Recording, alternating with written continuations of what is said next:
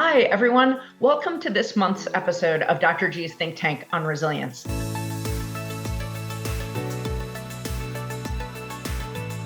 I am really excited about this conversation because we don't talk about reputation enough. The conversation on brand has really, taken over the idea that what we should think about is how we package ourselves. But the most important thing, in my opinion, and we're going to find out from today's expert if I'm wrong, the most important thing, in my opinion, is actually what people believe or feel when they think of us as individual professionals, our company, whatever it is. So let me first introduce our guest. And I'm doing something a little unusual for those of you who watch this most months. I'm interviewing one guest, and I think in a minute you're going to hear why. Amanda Berenstein is CEO of Mexico and Latam Regional Client Leader at Weber Shandwick. If you've never heard of Weber Shandwick, I get it, but it is a big deal in the PR world. Under her leadership, Weber Shandwick has been named Latin America Agency of the Year by PR Week and recognized as Mexico Agency of the Year 3 times. The Mexico operation is also regarded as one of the fastest growing within Weber Shandwick's global network. And in 2025, they were recognized as the most awarded agency. Individually, and this is where it gets really good, Amanda has been awarded a Top Women in PR by PR News and as Latin America's PR Professional of the Year by PR Week. And she's recently been included among Expansion's 100 Most Powerful Women in Mexico, not in PR, in the whole country. Amanda has a BA in International Relations from Universidad Iberoamericana and a Master of Public Policy from the University of Chicago. She serves on the boards of SHASA, Gran Via, and YPO, and is part of the Iberoamericana University Board of Trustees. She also contributes to mentorship platforms, including Expansión, Comunidad Suma, and Victoria 147, helping develop the next generation of leaders. Her purpose is centered on people development and building strong, empowered teams. And she co-authored a book that has recently been released, Reimagining the Power of Communication, Keys for Companies to Connect, Be Relevant, and Lead. Amanda, hi, and welcome. So excited to be here. Thank you so much for inviting me. I'm really glad to talk to you about this. And the reason I wanted to interview just you about this is because I don't think that I understand how reputations are built or repaired. And I think I need to know why. I need to know both how to do it and why it matters. So the first question I wanted to start off by asking you, just really briefly, is the idea of reputation to a lot of people sounds like this old-fashioned, outdated concern, but you have made your career out of helping people build and protect theirs.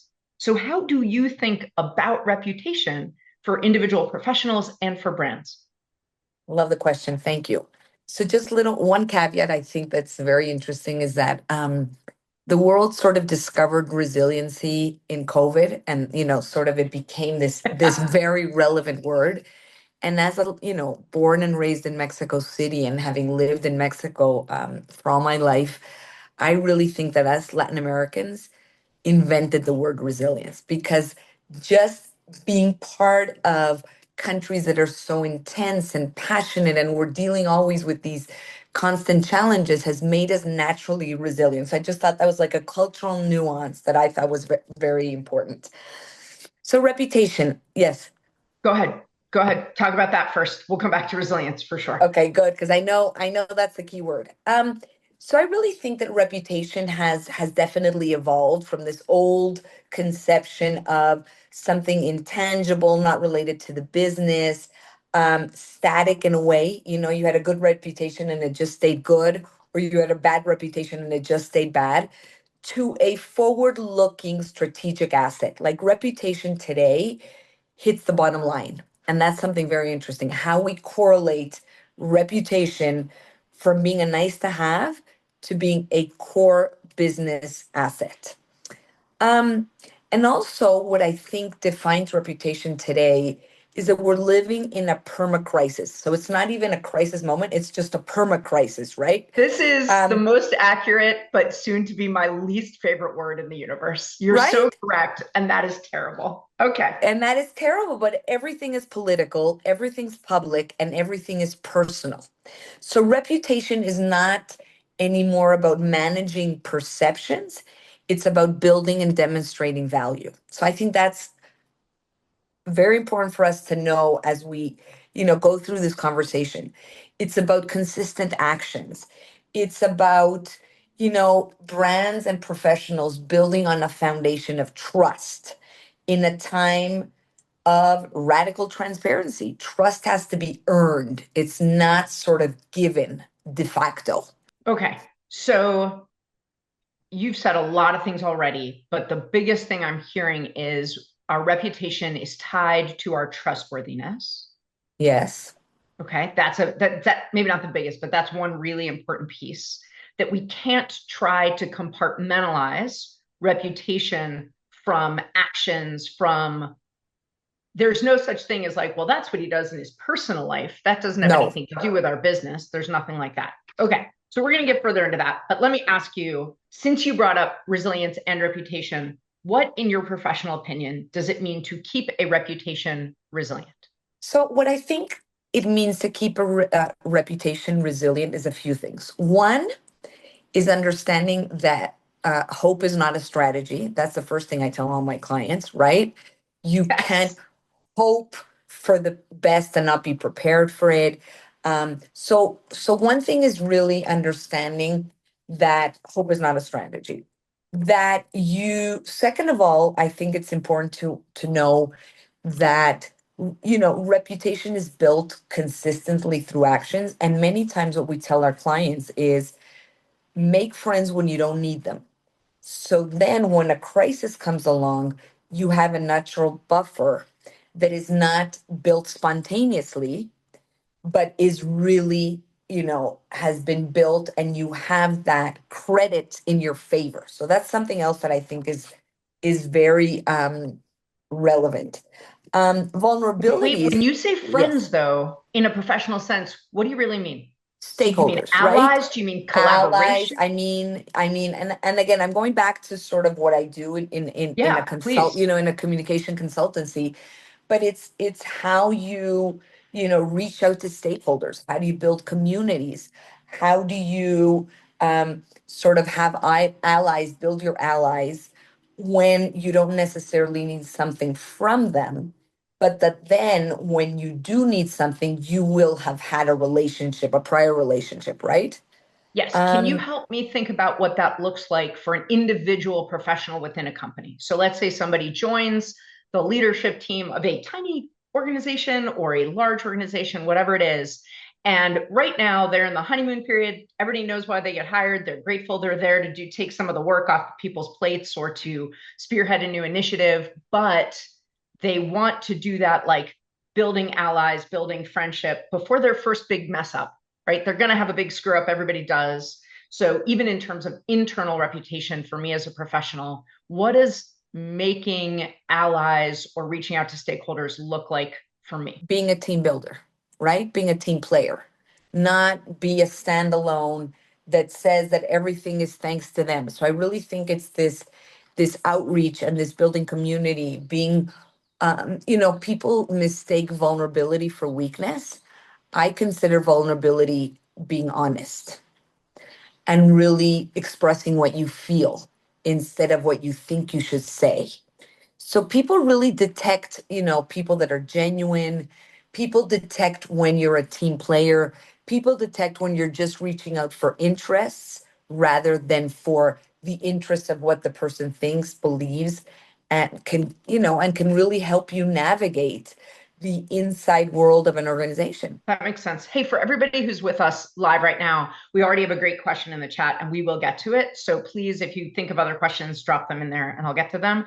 And if you have something that you'd like to ask that you want to remain anonymous, message me personally and I will know not to say your name. Because some of the issues that come up around reputation can be very private and personal. And Amanda, one of the things that you're talking about, that vulnerability and transparency, although I I do hold, and maybe this is more a parenting belief than a Yeah. professional one, but I do hold that honesty is crucial. Transparency is sometimes not a great idea.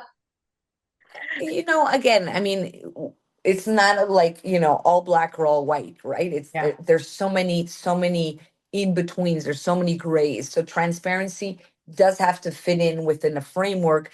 And sometimes you got to know when to respond strategically and when to keep silent strategically, not cowardly. So being resilient and being and having reputation as something, as an objective, doesn't mean being everywhere speaking about everything and just being this public persona on LinkedIn that is not a real person. Okay. So three dimensionality matters. I would imagine too, and I wonder what you think of this, because one of the things that I think of, and in my business as a physician, there are times where I couldn't share what's happening, right? We have a lot of um, protection, a lot of Yes. laws in the US in place to protect people's privacy, things like that. But Yes. trusting your physician, that honesty is really important. Yes. So I have thought of it as, if there is a time where the people who worked for me, for example, would like for me Yes. to be more transparent, but I'm not allowed to be, that's okay as long as I explain it, as long as Exactly. I say, and maybe a more generalizable issue is someone leaves the company and there's a little bit of a like, there's the rumor mill going about, oh, they behaved in this unethical way, or they did this thing, or they're going to hurt our reputation. And you can't say, because of employment laws, why someone was let go, but you can say, hey, I understand that there are a lot of questions about this, a lot of Yes. rumors about this, but part of our promise to you is that we protect people's privacy just like we would protect yours. We're not going to answer those questions. Exactly, exactly, exactly. And when we give media trainings to, the C-suite or to, leaders in an organization, we tell them that sort of not answering is not necessarily, or avoiding a question or making it seem that the question wasn't asked and that you're not addressing it is not the best way to open up about hard issues. So being also upfront, more authentic. I think authentic is also one of these big words that I want everybody to keep in mind when thinking about reputation. So, and you talk about stress and resiliency, and I would like to Mm-hmm. connect, saying that many times when you create this public facade, it's stressful to keep up with it, right? And being Yeah. yourself many times is in a way easier than this perfect persona that is always perfect, never fails, never accepts failure, never talks about failure, intact and untouchable.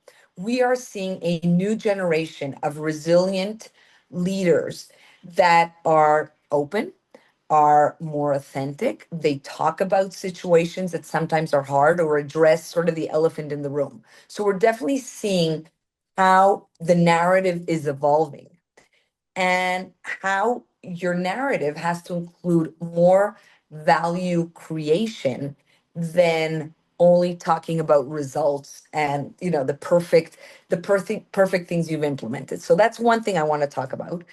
And the other, understanding that reputation is earned. So, what you're doing beyond your work responsibilities, how are you giving back, sharing knowledge, mentoring future leaders counts.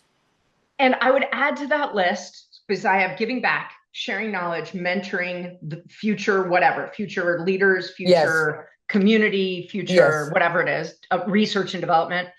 I would add to that, crises do give you an opportunity to prove that you've meant what you said.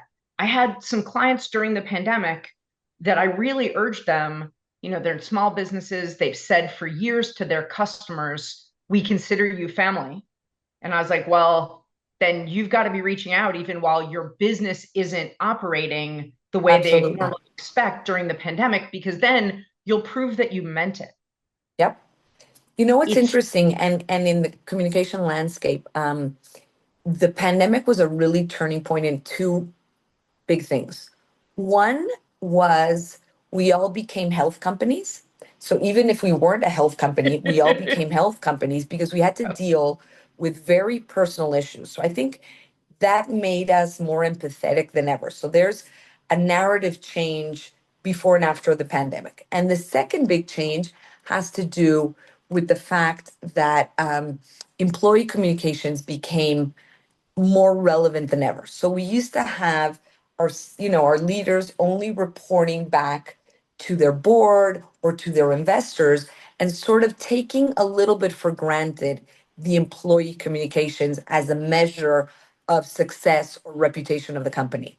And what we saw is employees took center stage, and having them talk well about their company, identifying with the values of the company, really changed the way we are considering um, communication with employees. So I think that's very interesting. And it changed the tone and the voice of many companies. And now we have to share values. We have to prove that we share values not only with employees, but also with customers, right? Absolutely. Absolutely. And I always tell leaders, values is the filter by which you decide to speak out on something or not speak out on something. So everybody tells you, so when is correct, when and why it's correct to speak up, and having, the new activism that we're seeing with community leaders, small business and SMB leaders and even CEOs.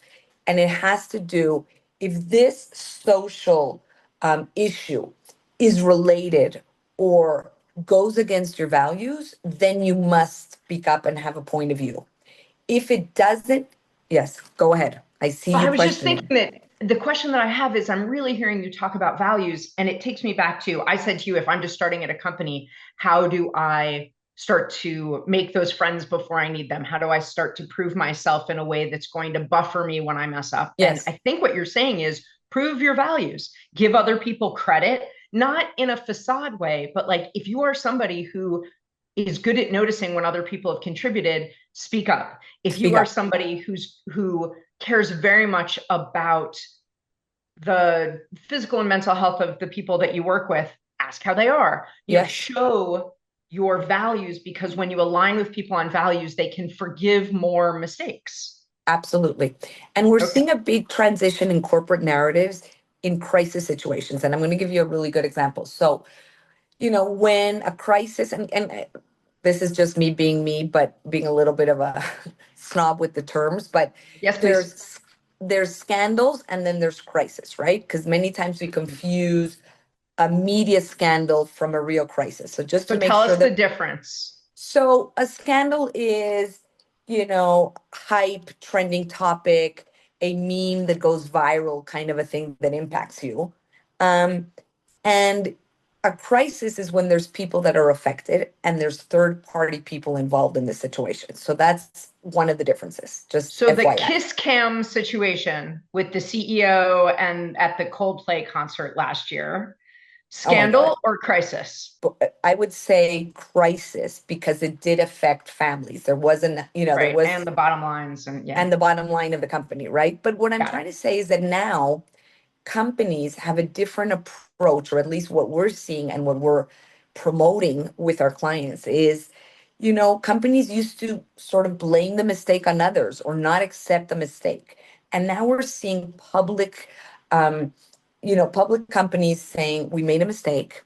We are sorry. There's an incredible case, if you guys can look it up. It's a situation that happened in KFC in UK, that they changed their supplier of chicken. So suddenly people got to their favorite KFC and there was no chicken, and people were just going crazy on social media. So the company, instead of not responding, instead of blaming the supplier, for example, which would have been a good exit strategy, went out and said, we made a mistake. It is unexcusable that, we weren't able to, that there's no chicken and we're sorry. And then they added humor. So they did this great ad that said, instead of, KFC, the big thing had FCK, like we effed up, Right. and that neutralized the conversation because it showed humanity, it showed authenticity, and responsibility. And I think this is a really powerful point for everybody who's listening, who's thinking about this with us right now. We all have opportunities. I'm hearing you say something really surprising, which is that blame Mm-hmm.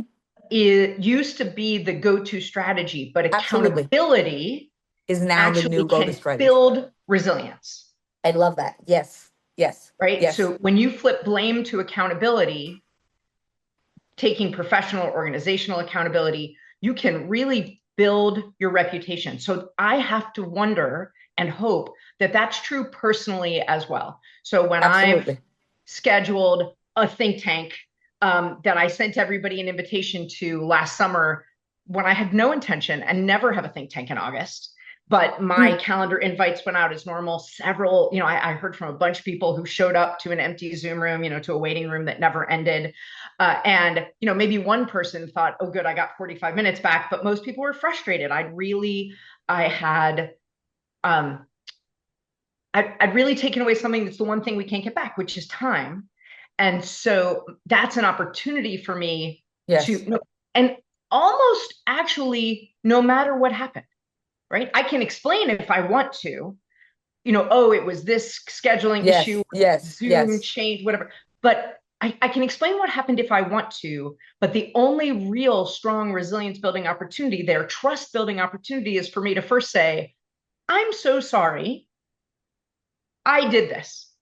If Yes. you're interested, message me for the whole backstory so it doesn't happen to you too. So I can use a little bit of humor, but really the only way to help people see that I still care about them, that I care that I wasted their time, that I'm really interested.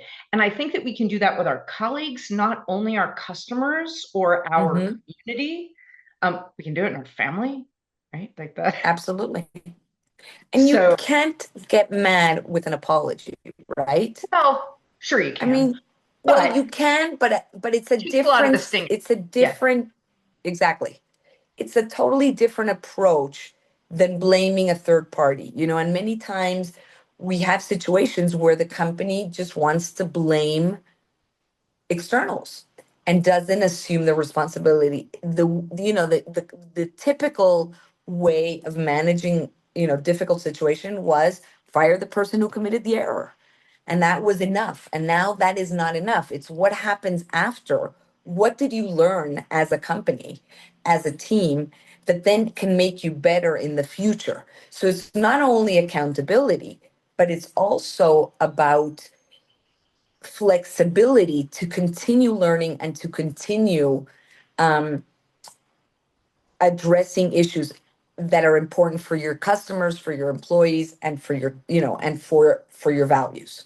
Okay, so a teacher that I learn with would probably hit me on the nose with a rolled up newspaper if I did not point out that this sounds very much like how Jewish people are taught to repent for things we've done wrong. There's three parts. You recognize that you did something, right? Something bad happened, there were negative Yes, consequences, or it was something you shouldn't have done. You apologize to the people who were affected, not just, gosh, I wish I hadn't done that, but you really go to those people. And then you say, here's what I learned and how I'm going to try to make sure it doesn't happen again. And that exactly. those three pieces we're taught make up a full repentance. And I understand that that's a big Big religiously word. laden word, but Yes, the other word that we use is a returning. In Hebrew, we'll say that we return after making a mistake. And that's what we do want to do professionally or as a company. We yes, want to return to our community. We want to turn back to them and be like, please still accept me. Please understand. And in medicine, I think a lot about how if I break a bone, where it heals back together, it is stronger than it was before it broke. And it's true in friendships. Amanda, you and I have been friends now for less than a year. But if I did something that really hurt your feelings and you were willing to let me know, or I recognized it, and I came back to you and I really genuinely apologized, told you how I was going to try and make it right, not do it again, we have a fair chance of having a much deeper friendship afterwards. I'm not going to try and hurt your feelings on purpose, but I'm just saying we've all experienced that with friendships. Sometimes we let a friendship grow when our feelings have been hurt, but sometimes we get a chance for it to really deepen and grow. So it seems like you're telling me reputation can do the same.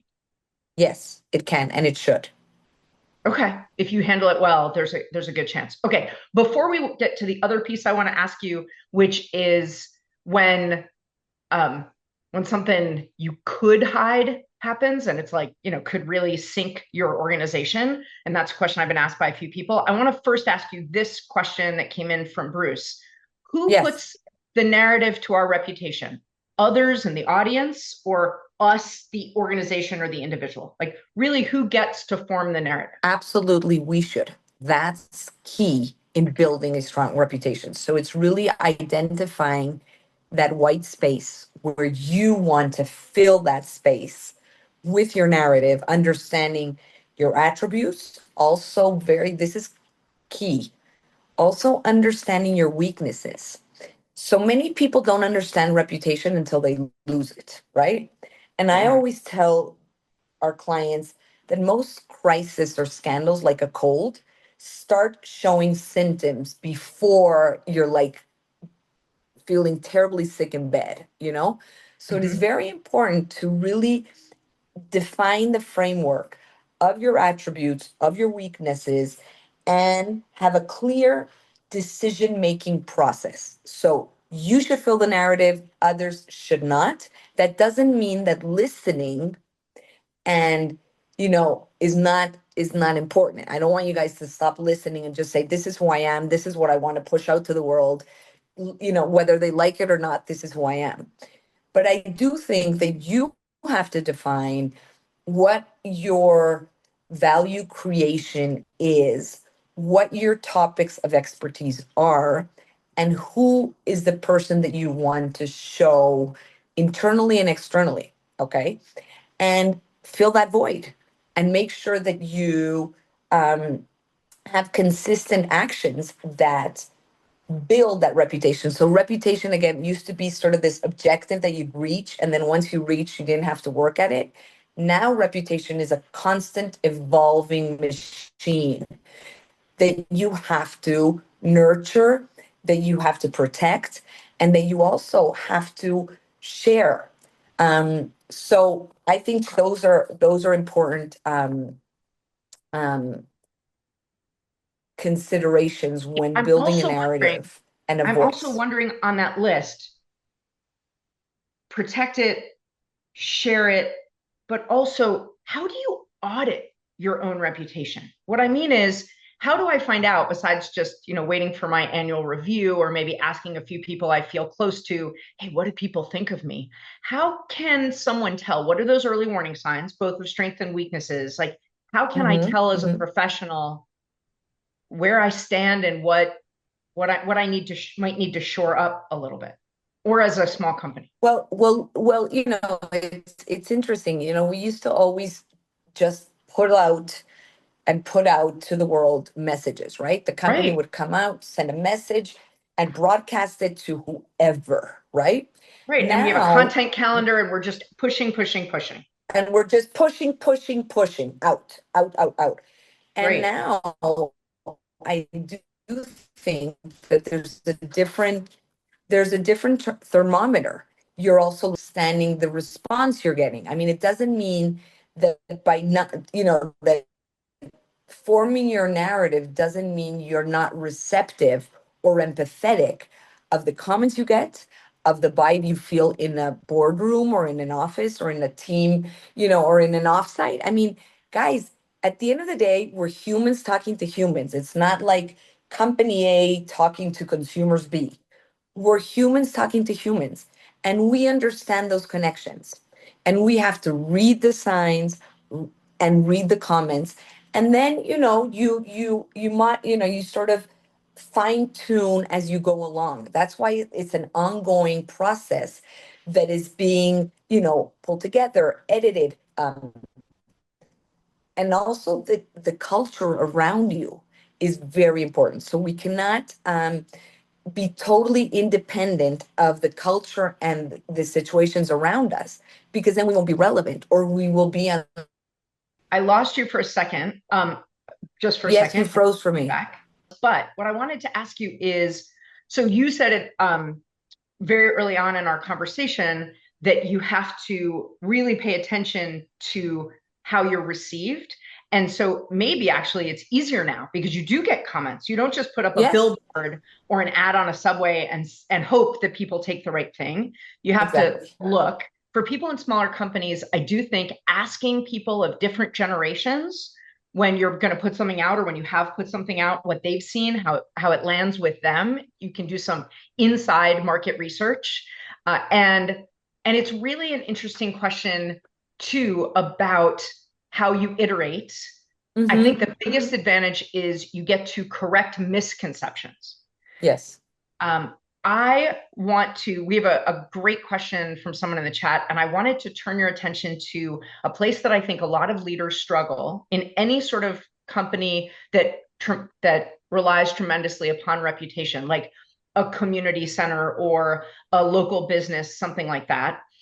Leaders are often in the position of knowing something that's going on that if people heard about it, they could misconstrue or get really angry about, like they're getting sued because of someone that they had to let go because that person thinks they shouldn't have been let go. And that person is involved in the community and might talk about it, but also the employer can't say much. Or Mm-hmm. somebody is hurt, just like somebody got hurt on their property or engaging in their services, and there's a lawsuit there, or there's a kid in the hospital, or whatever it is. There are some privacy issues, but even beyond the privacy issues, they wonder, do we tell everybody and then they for sure know? Or do we wait to see if it blows up and then respond to it? Or do we just say, sorry, no comment, we can't comment, this is not something we comment on? And you can see why the idea of taking something that maybe very few people would hear about and it would blow over can feel safer in terms of that resilience. Our brains do not love change. It can feel safer to say, let's keep it on the down low, tell as few people as possible, except our lawyers, and see what happens. What would you ask them to also think about? Okay, so I wish there was this, clear-cut playbook of what you do, right? But there's so many variables. But general, yes, I always say that you got to put the people first. So this idea of putting humans at the center in a crisis situation is indispensable. Second of all, I do think that you have to have a crisis committee. So taking decisions on your own by yourself, the lonely leader who's deciding what's going to happen is not the way to go about it. So we always set up a crisis sort of team, a crisis committee. I also think that lawyers are key, but the communication experts and the lawyers, we always sort of have a little bit of tension just because they want to go one way and we always consider other variables that lawyers sometimes think are secondary. And it's nothing against lawyers. I love lawyers and I think they're phenomenal.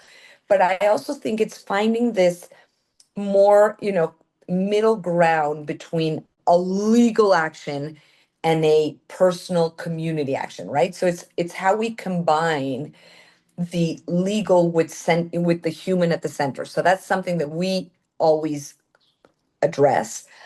Um, Definitely understanding where the rumor or the crisis started is very important. So now there's a lot of AI tools, and I think crisis management and AI is an incredible combination just because we have the ability to do a more broader listening of what's going on. We have the possibility of identifying exactly where it came from, and we can then strategically and humanly decide if we respond proactively because it's reached many outlets, many channels, and it's multi-platform, or do we just address the one, opinion leader of the New York Times who wrote a no op-ed on us, So there it has a lot of nuances. But for us, timing is important. Human centricity is key. And aligning with a multidisciplinary crisis committee is very valuable. That makes sense to me. And I think that when we talk about when something has gone wrong, because for a lot of our businesses, it's not going to be an op-ed in the New York Times. It's going to be a Facebook post or an Instagram Yes. story from somebody who runs the local, or what's that neighborhood app here in the US that Yes. a lot of people Yes. have. Yeah, yeah, So, yeah. right. So but it can be just as damaging at scale, Absolutely. at a smaller business's scale. So I think that that's well taken. That idea that it is important to not feel like, boy, it all rests on me. I'm going to make it or break it, because it's very difficult to be resilient when you feel like you hold, this delicate, fragile reputation in the palm of your hand, and one wrong move and you're going to crush it. And it's often not until months or years later that you know how it turned out. Um, the it's interesting what Liz put in the chat that I was reading while you were talking, just scanning. She's talking about personally, she's having some work done on her house. It's gone way Okay. over budget, and the contractor keeps blaming other people and blaming, you shouldn't Ugh. have believed that estimate, and from that subcontractor, and our software is terrible. And they keep the Liz, her personally, she keeps scaling the project back as much as possible. I'm imagining, Liz, that you're trying to get, a kitchen you can cook in, but you no longer have grand dreams of what this person's company is going to do for you. But that she is sharing this with other people who live near her, and Yes. that this contractor is saving a little money now, but is really hurting themselves in the long term.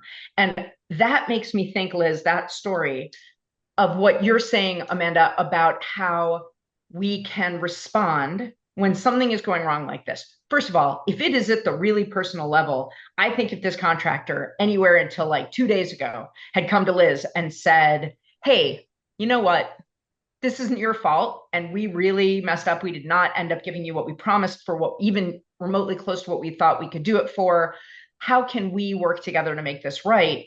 Suddenly, Liz is like, okay, I don't have to be as angry. Now we can just be more Yes. practical and try and fix it. And I do think that for leaders who run a small business or a nonprofit and are trying to think, boy, how do I balance the fact that I'm not allowed to say anything about X, Y, and Z, but the people involved, they can shout it on every social media platform, they can pick it, they can Mm-hmm. whatever.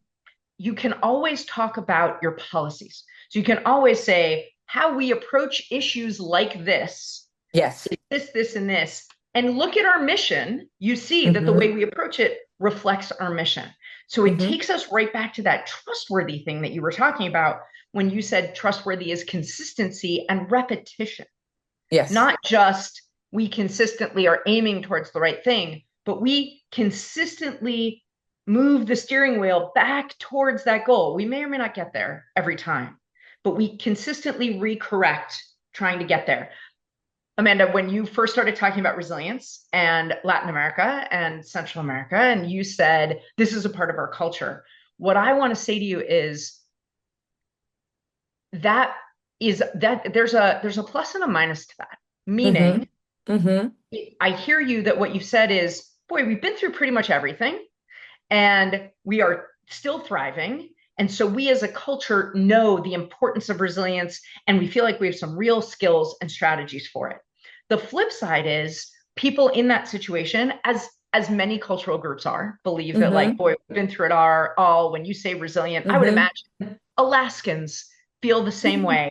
I know that I'm involved in some communities that feel that way, but it means that we can often feel like I have no excuse for not being resilient, right? Like, Yeah. I don't have that luxury. And because every single person experiences drops in resilience, as do organizations, when Mm-hmm. those things happen, we can feel this real sense of shame and failure. And like, wow, that's really inexcusable. And the thing that is different from what I'm learning from you today than I've ever heard about brands or reputation is that if you can be honest and course correcting, Yes. nothing is inexcusable if it was not intentional, right? If you intentionally set out to defraud your clients, that's inexcusable. But if something was truly despite people's best intentions and it went entirely sideways, even tragedy strikes, there's no such thing as inexcusable. What matters is how you approach it. And I think in that way, reputation can be way more resilient now than it could 30 years ago. Absolutely. Yes. I just want to go back to small and business leaders, which I'm very interested in addressing.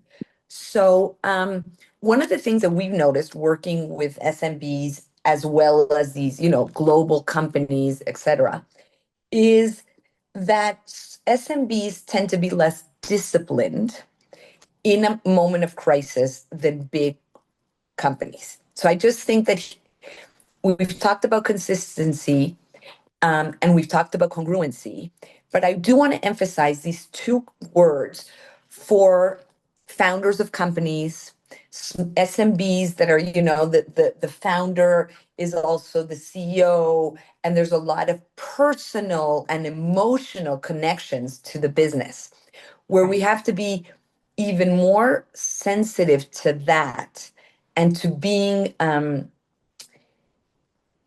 more disciplined than we usually think we need to be because we are the founders of the company. And that is important, is an important takeaway because founders are great storytellers, right? That's how they sort of created their dream. So Almost they don't always. think that Yeah. messaging and preparing is always, and I don't want to sound that I'm criticizing any small and business leader, but I do want to say that I have 20 years of experience. And what I do see is the storytelling is very related to the origin of the company and not so on track with the situation. So just being disciplined and remembering that as SMBs, we have to be as disciplined as the Nestle's of the world in a moment of crisis is very, very important. And the second thing I want to tell you is preparation. Many SMBs, they're two people show, they're a three-man show, so everybody's doing everything. And many times we don't want to ask for help outside, and we don't want to reach out to our community. And those kind of things, when you are a community leader, are a force that you have to tap into when you have a crisis situation. So that had to do with the first part of your comment, which I thought was great. And the second aspect of your comment has to do um, with with seeing reputation as something that is iterated, built, and earned. And what we do counts, okay? And the other thing is that there's no such thing as internal or external communication anymore. And It's this all plays a right. communication. We call it Right. even mixternal.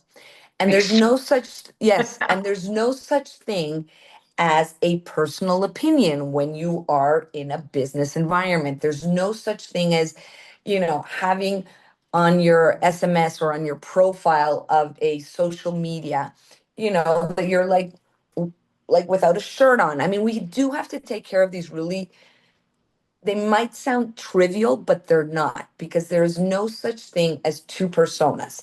You are your personal and professional life in one. And now even more, because, like on my Instagram, for example, I share, story of my kids, but then I'll share this team community service that we did with all the team from the office, but then I share an award that we got. So there's no more swim lanes. If you want to think it as a pool, there's no more swim lanes, clear-cut swim lanes. We are all sort of swimming in the entire pool, and we have to remember that when thinking of our personal and professional reputation. I really appreciate that. And I'm going to end there, actually, with a quote from Charles Barkley. He was an NBA basketball player, a pretty famous one, and in a Nike commercial in the early '90s, he said, "I'm not anybody's role model." And at the time, people were like, "Yeah, look at him standing up for the difference between his personal and professional life." Nobody gets to do that anymore. For better and worse, we Yes. expect everybody to be a three-dimensional person all the time. Now, I do believe in the rest of Charles Barkley's quote, which is, Hmm. just because I dunk a basketball doesn't mean I should raise your kids. I totally think that's true. Amanda, thank you so much for your time. I want to take just 20 seconds and let everybody know that our topic for May 26th, we are going to focus on nonprofit leadership and Mm. burnout in employees, how we should think about that topic, what we can be doing about it, especially when we serve high needs communities or we work in high paced, high intensity situations. Thanks everybody for joining us, and I really appreciate you taking the time. Bye.